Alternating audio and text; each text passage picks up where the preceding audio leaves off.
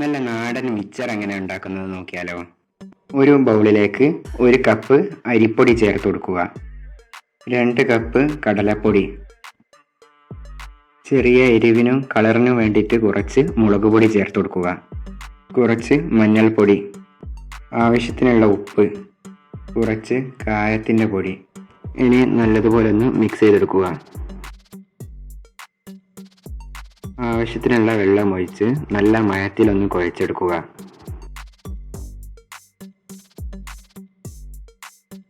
Fry ചെയ്യാൻ ഉപയോഗിക്കുന്ന ആ ഓയിൽ കുറച്ച് ഇതിലേക്ക് ഒഴിച്ച് നല്ലതുപോലെ ഒന്ന് കുഴച്ചെടുക്കുക.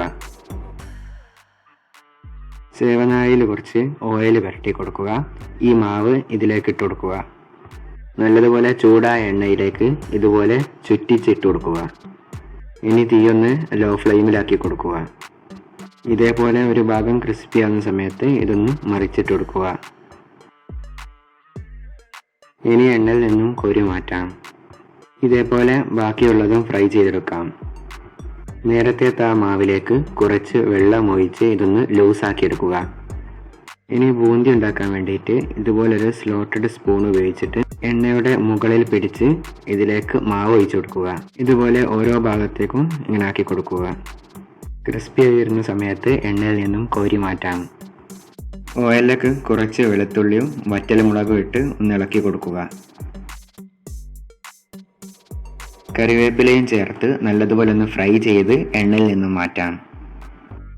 ഇനി കുറച്ച് പരിപ്പ് കടല ഇട്ട് ഒന്ന് ഫ്രൈ ചെയ്തെടുക്കുക.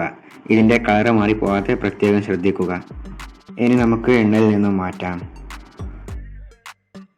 ഇതുപോലെ നിലക്കടലയും ഫ്രൈ ചെയ്തെടുക്കുക. ഇനി ആദ്യം ഫ്രൈ ചെയ്ത ഇത് കൈകൊണ്ട് നല്ലതുപോലെ ഒന്ന് പൊടിച്ചെടുക്കാം.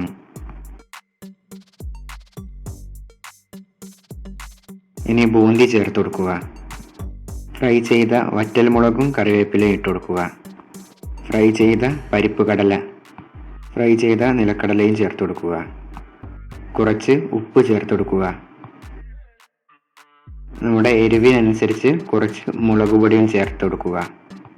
ഇനി ഇത് നല്ലതുപോലെ ഒന്ന് മിക്സ് ചെയ്തെടുക്കുക.